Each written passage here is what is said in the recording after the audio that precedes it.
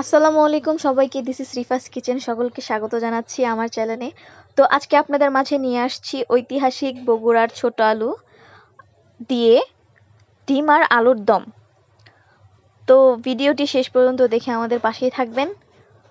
আশা করি আপনাদের আমার এই রেসিপিটি অনেক ভালো লাগবে। তো দেখতেই মনে হচ্ছে যে আমার রেসিপিটি অনেক ইয়াম্মি হয়েছে। তো আপনাদেরকে আমি ডিটেলসে সব কিছু দেখাই দিব যে আমি এখানে কি কি অ্যাড করছি, কি পরিমাণে পানি অ্যাড করছি, কি পরিমাণে তেল, সব কিছু দেখাই দিব। তো চলুন ভিডিওটা দেখে নেওয়া যাক। ফার্স্টে আমি এখানে যে মশলাগুলো নিয়েছি সেগুলো দেখাই দিচ্ছি।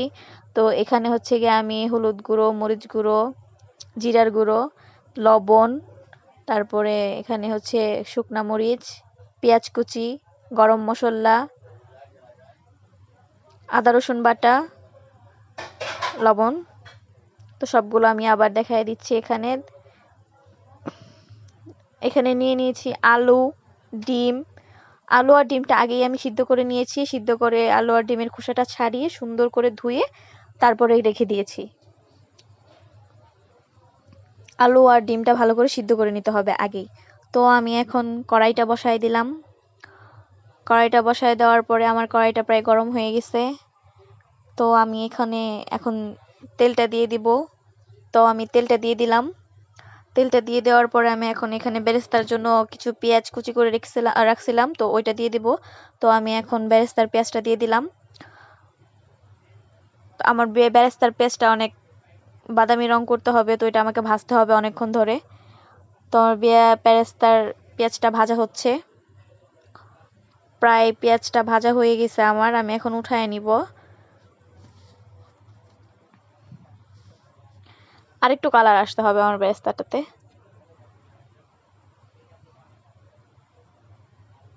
খেয়াল রাখতে হবে বেরেস্তা আবার পুড়ে না যায়, পুড়ে গেলে তেতো লাগবে।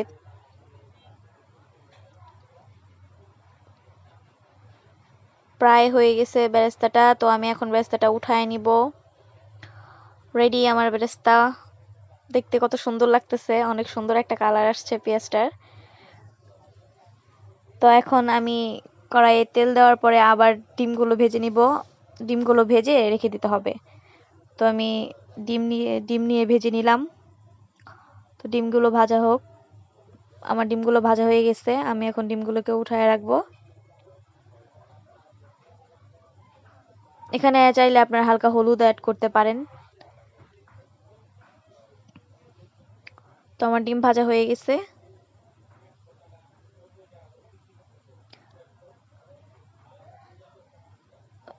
ডিমটাকে আমি এখন উঠায় রাখবো।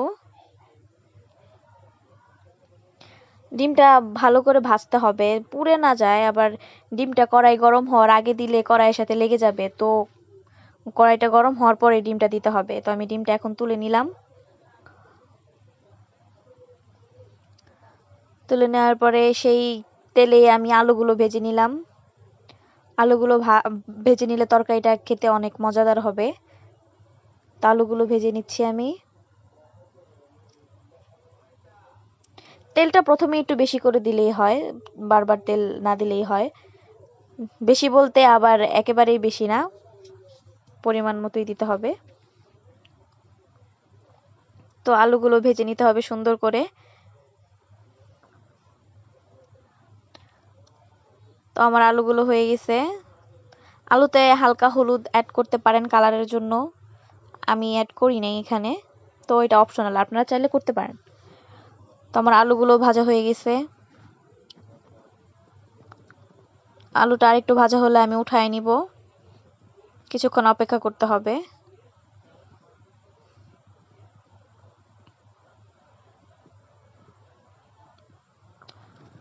আমার আলুটা প্রায় হয়ে আসছে।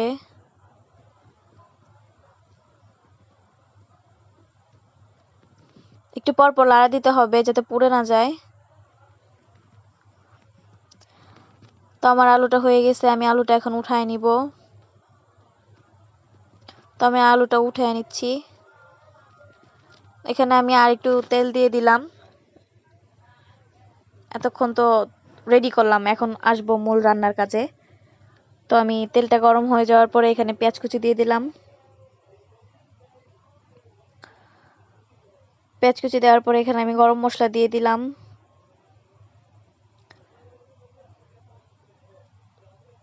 যেহেতু আমরা বাঙালিরা জানে যে গরম মশলা বলতে কি কি, দারচিনি, তেজপাতা, এলাচ এগুলোই বোঝাবে, তো এক কথায় গরম মশলাই বলে দিলাম।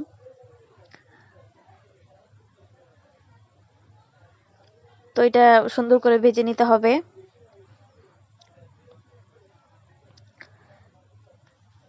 ভেজে নেওয়ার পরে এখানে আমি রাঁধুনি দিয়ে দিলাম। রাঁধুনিটা দিলে সুন্দর একটা স্মেল আসবে। তো রাঁধুনিটা অ্যাড করে দেওয়ার পরে আমি আবার পেঁয়াজগুলোর সাথে রাঁধুনিটাকে মিক্স করে নিলাম। তো আমার পেঁয়াজটা যখন ভাজা হয়ে যাবে তখন আমি এটাতে পানি অ্যাড করে দিব। তো আমি অল্প একটু পানি অ্যাড করে দিলাম এটাতে। পানি অ্যাড করার পরে আমি আস্তে আস্তে সব মশলাগুলো দিয়ে দিব এখানে। তো পানি অ্যাড করার পরে এখানে আমি মশলাগুলো দিয়ে দিব এখন। আদা রসুন বাটাটা দিয়ে দিলাম প্রথমে, তারপরে হলুদ গুঁড়ো দিয়ে দিলাম, এখন মরিচের গুঁড়োটা দিয়ে দিলাম,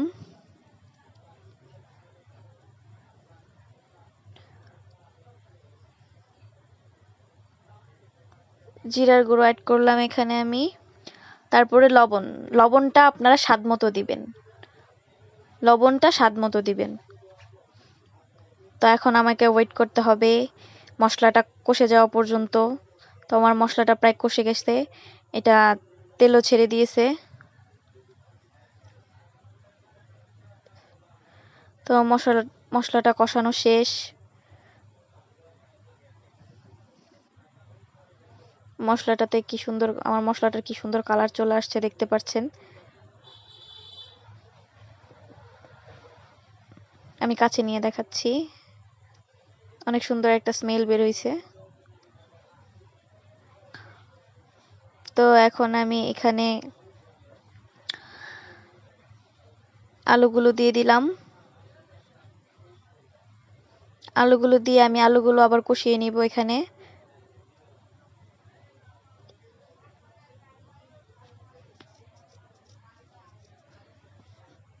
আলুগুলো আমার প্রায় কষানো শেষ।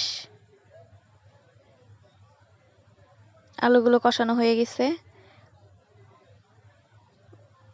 দেখাই যাচ্ছে কত সুন্দর, খেতেও অনেক ইয়াম্মি হবে। আপনারা প্লিজ যারা নতুন রাঁধুনি আপুরা আছেন তারা বাসায় ট্রাই করে দেখবেন রান্নাটা, খুব সহজ, খুব সহজ। তো আমার আলুটা কষানো হয়ে গেছে।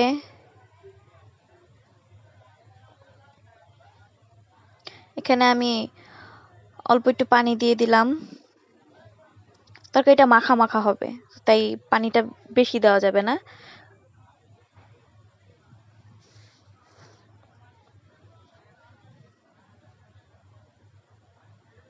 তো আমি এখানে পানিটা দিয়ে দিলাম,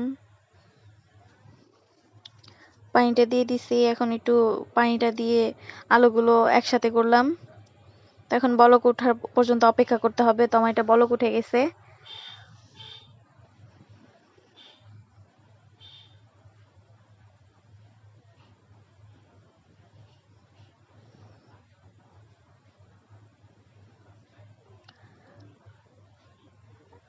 বলক ওঠার পরে আমি এখানে কাঁচামরিচটা দিয়ে দিলাম। কাঁচামরিচটা ফার্স্টে দিই নাই, কারণ পরে দিলে কাঁচামরিচটা সুন্দর একটা স্মেল আসবে আর খেতেও ভালো লাগবে জিনিসটা, আর দেখতেও সুন্দর লাগবে। এখন আমি ডিমটা দিয়ে দিলাম।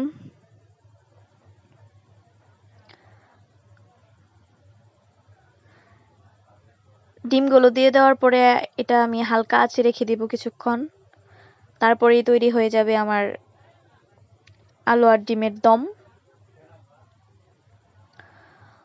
তো আলু আর ডিমটাকে কষিয়ে নিতে হবে আমার।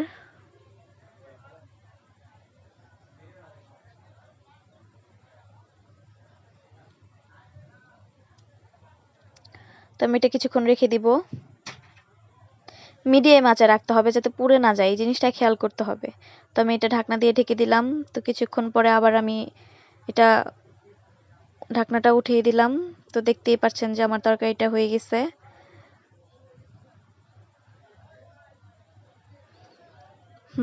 অনেক সুন্দর একটা স্মেল বের হইছে এখান থেকে।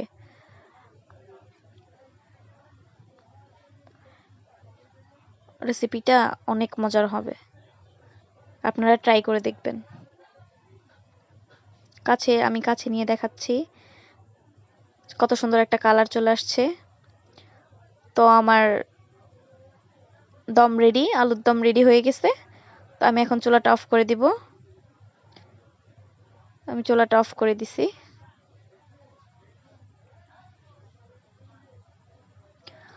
এখন আমি আপনাদেরকে পরিবেশন করে দেখাবো, চলুন। তো আমি এখানে পরিবেশন করছি।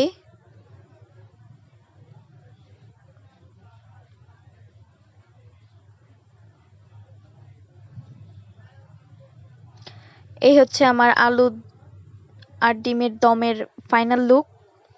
তো ধন্যবাদ সবাইকে আমার ভিডিওটা ধৈর্য সহকারে শেষ পর্যন্ত দেখার জন্য। আমার ভিডিওটি যদি ভালো লেগে থাকে তাহলে লাইক, কমেন্ট অ্যান্ড শেয়ার করবেন। আর এরকম নতুন নতুন আরও ভিডিও পেতে চাইলে আমার চ্যানেলটি অবশ্যই সাবস্ক্রাইব করে রাখবেন। ধন্যবাদ সবাইকে। ভালো থাকবেন, সুস্থ থাকবেন। আসসালামু আলাইকুম।